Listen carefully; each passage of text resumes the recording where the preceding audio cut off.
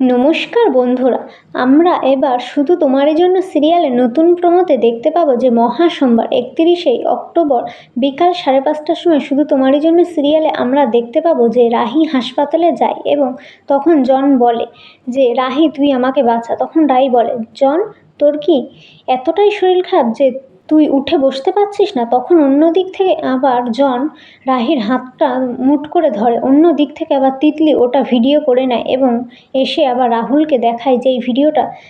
তখন রাহুল বলে না আমি জানি রাহি আমাকে ছাড়া কাউকে ভালোবাসে না, কথা বলতে থাকে। তখন তিতলি বলে না দিদি ভাই জনকে ভালোবাসে, তো তোমাকে ভালোবাসে না রাহুল, তুমি ভুল জানো, কথা বলতে থাকে। তখন অন্য দিক থেকে রাহুল বলছে আমি প্রমাণ করে দেখাবো যে রাহি আমাকেই ভালোবাসে, জনকে ভালোবাসে না, কথা বলতে থাকে।